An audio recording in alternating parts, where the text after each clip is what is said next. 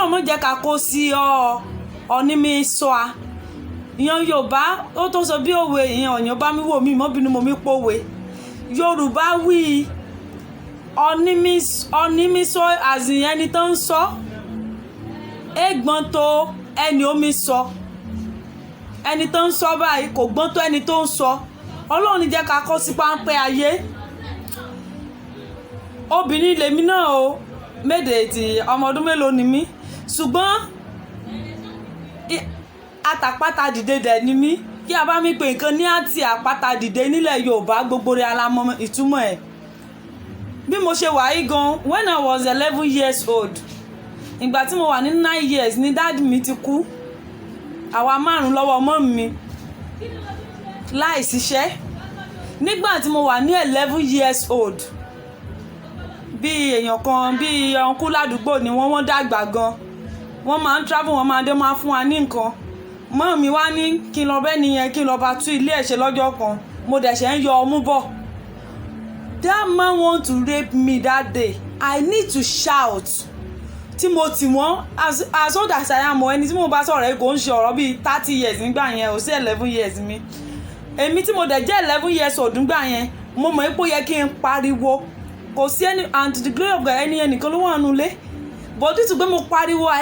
mo pariwo mo dẹ̀ tí wọ́n mo dẹ̀ ṣájáde mo délé mo dẹ̀ sọ fún mọ́yìn mi pé nǹkan báyìí báyìí ni bọ̀dá lágbájá fẹ́ ṣe pé kọ́ máa ràn mí lọ sílé ẹ̀ mọ́ as 11 years old then because fídíò bàbá Ìjẹ̀ṣà tí wọ́n ń gbé sí CCTV yẹn mo wò dáadáa ẹ̀yìn kan ṣe pé èèyàn náà ò ní ọpọlọ Yorùbá sọ yí pé kí ìkà bá ro ẹjọ́ ẹ̀ ṣe ìkà láàdá èdè Ìjẹ̀ṣà ni mo fi sọ ọ́ ni kí ìkà bá rojọ́ ẹ̀ ṣe ìkà láàdá kí n bá sọ yí pé bàbá Ìjẹ̀ṣà rèpù ó ṣe kinní kan ẹ post fídíò ẹ fẹ́ bà kárí àwọn jẹ́ irọ́ ni o even to me tí mo ṣe máa ń sọ èdè Ìjẹ̀ṣà tí mo máa ń sọ pé kinní mo sọ́rí láti sọ mo rí bàbá Ìjẹ̀ṣà gan ti kú ni ṣùgbọ́n ìfẹ́ kó bá ní Ọlọ́run dè yá fi gbé ògo rẹ̀ jáde ìfẹ́ kó bá bàbá Ìjẹ̀ṣà ní ìròyìn like thousands of people tí wọ́n ti mọ̀ pé bàbá Ìjẹ̀ṣà á exist mọ́ ẹ help wọn ẹ tún fi boost kárí àwọn because everybody ẹ lọ wo YouTube channel bàbá Ìjẹ̀ṣà ẹ lọ wo followers wọn ó ti wá pọ̀ burúkú ṣé ní ìròyìn pé kí tiẹ̀ bàjẹ́ ṣùgbọ́n Ọlọ́run dẹ̀ tí ó fi ìwà burúkú inú rí ó tún fi ṣe kí ni ó tún fi uplift bàbá Ìjẹ̀ṣà ṣé ìgbà tó ń sọ pé àwọn tó endorse wọ́n ti yọ àwọn tíátà wọ́n sọ pé kò sára wọn irọ́ Yorùbá ìmọ̀bìnrin mo mi pòwe ju ọmọ Yorùbá ni mí ọmọ Ìjẹ̀ṣà ni mèrè Yorùbá wí ojú ti ọ̀rẹ́ rẹ ojú tì ọ́ ní ń lójú tì ni nígbà tí mo wo fídíò yẹn mo wò gan o mo wò in fact bí mo ṣe mi ṣe fídíò yìí lónìí mo tì mí wò látijọ́ ni torí kí ojú bá kí ọ̀rẹ́ èèyàn bá ṣe ẹ̀sín ẹni òun náà ṣe ẹ̀sín bàbá Ìjẹ̀ṣà happens to be my role model àfi táwọn gan bá wo fídíò yìí báyìí wọn mọ̀ wọ́n but anybody tó bá follow mi olórí Ìjẹ̀ṣà wọ́n á mọ̀ pé exactly the same dialect lájọ máa ń sọ ní Ìjẹ̀ṣà and everybody love that language àwọn èèyàn gan máa pè mí ní abroad wọ́n máa pè mí all over the country pé they like the way I'm speaking the dialect and I'm proud of it ṣùgbọ́n nígbà báyìí bàbá Ìjẹ̀ṣà ṣe nǹkan ìyín ká mọ̀ sọ̀rọ̀ ìyẹn ọ̀nìyàn dèmí sọ orí àríyìrí sọ nǹkan tó dùn mí jù ni pé most of àwọn tó ń sọ̀rọ̀ yìí nǹkan mi ṣe lábẹ́lẹ̀ burú o yíyan mi ṣe ní abẹ́lẹ̀ ó burú jù and when we are talking about rape mo ń sọ̀rọ̀ lọ́lẹ́ẹ̀kan pé tá bá sọ̀rọ̀ lórí rape èmi ní tèmi o pẹ̀lú ìwé kékeré kí mo kà mo mọ̀ kí jẹ́ rape ní pé à ń fi tipátipá kí nìyàn mọ́lẹ̀ bẹ́ẹ̀ à ń fi bá sùn like you force someone to have sexual intercourse with him or her nǹkan tán pè ní rape nìyẹn and tẹ́ bá lọ wo CCTV yẹn tẹ́ bá wo fídíò yẹn ìjọ mo fẹ́ kẹ́ tún lọ tún CCTV yẹn wò eléyìí tí mo wò ní pé Madam Princess yẹn ó wave sí bàbá Ìjẹ̀ṣà ó bá wọn sọ̀rọ̀ àwọn àrílì gbọ́n nǹkan tí wọ́n sọ ó dẹ̀ tilẹ̀ kó jáde when I ask one of the person tí ó ṣàn pariwo pé wọ́n rape ẹ̀ ni pé kí ni Princess kí ló ń bá bàbá Ìjẹ̀ṣà sọ kán tó jáde number one tó yẹ pé èmi ni lọ́ọ̀yà yẹn màá kọ́kọ́ ní láti fọ̀rọ̀ wá Princess lẹ́nu wò pé ẹjọ́ kí ni agreement ẹ̀yin àti bàbá Ìjẹ̀ṣà kẹ́ tó jáde nínú ilé kí lẹ́jọ́ sọ kẹ́ tó invite bàbá Ìjẹ̀ṣà wá the person answer mi pé wọ́n ní pé princess sí àwọn tó wá ṣe CCTV jáde agree tílé yín ò bá ní compound ẹ̀ sì wọ́n dé títì tílé yín bá dẹ̀ ní compound tán bá gbé mọ́tò wá ẹ̀ sì wọ́n dé ẹnu ọ̀nà compound yín tán máa fi drive out of your compound. But ọmọ tẹ́ ń sọ yìí when Baba Ijesha make the move she didn't reviews as in bó ṣe make move ló ń respond nínú fídíò tí mo wò yẹn because èmi gan mo ṣe jẹ́ obìnrin tí mo tún ti ṣe pé mo ní ọjọ́ lórí díẹ̀ yìí tí ọkùnrin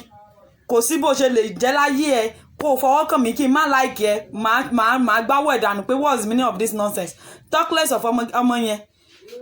Okay, now let's now say bó ṣe bí Baba Ijesha ṣe make move ọmọ yẹn respond.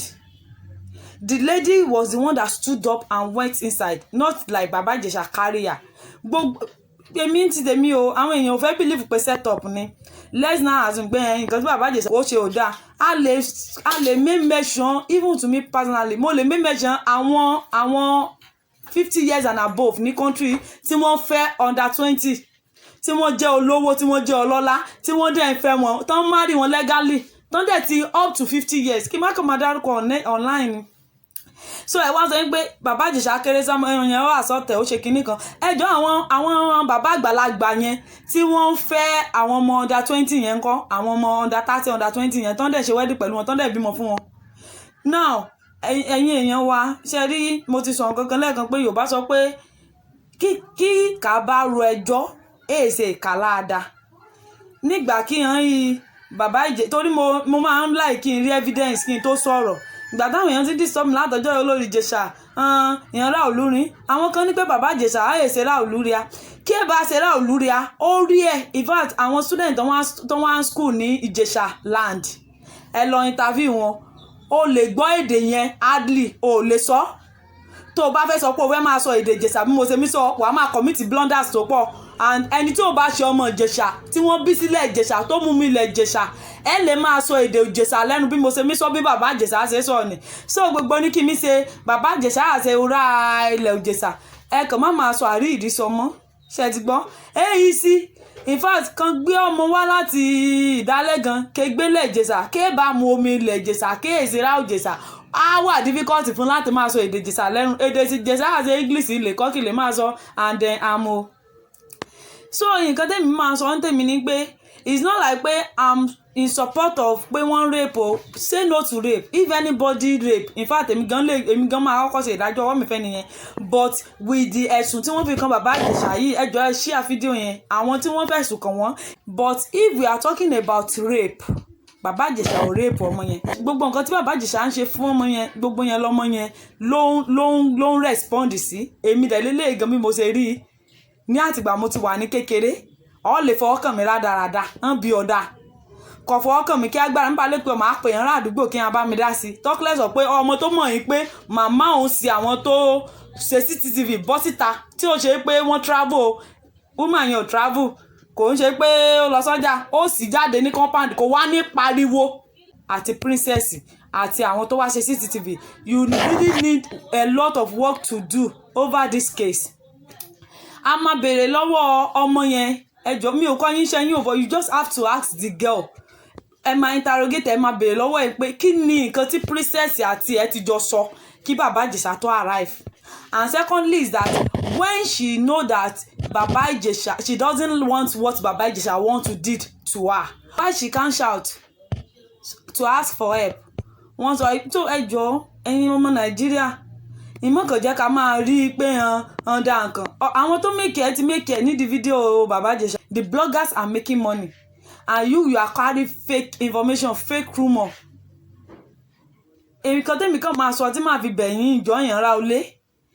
á ta Baba Ijesha nù nílẹ̀ Ijesha o kí wọ́n bá fẹ́ yá gbé mi kan yá gbé mi èmi personally is still my role model torí àìmọye àwọn èèyàn tó ti ṣe nǹkan ẹni tó rèpù gan wọn fẹ̀sùn rèpù kan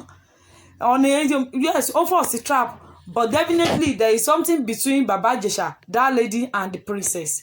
kí ẹ tó lè jọ in fact even for them to just set somebody up kí ẹ tó lè set èèyàn up is an offence pé ẹ set èèyàn up and wípé ẹ tún wá broadcast ẹni yẹn ẹ bà orúkọ ẹ jẹ́ is an offence too kí èèyàn tó sọ̀rọ̀ ìjọ ìjẹ́ ká máa mú afẹ́ máa sọ méè wọn ṣe dá o méde wọn ṣe dá ṣùgbọ́n ní under the law àti pé ìwọ náà kí omi wò mí ọ̀nìyàn ẹlẹ́ran ara jọ ní gbogbo rí a o ọ̀nìyàn ẹlẹ́ran ara òun ni a kò dẹ̀ sí anybody tó above temptation. This thing is not temptation, it's a setup. I don't know the agreement between Princess and Baba Ijesha over that lady. To my own view,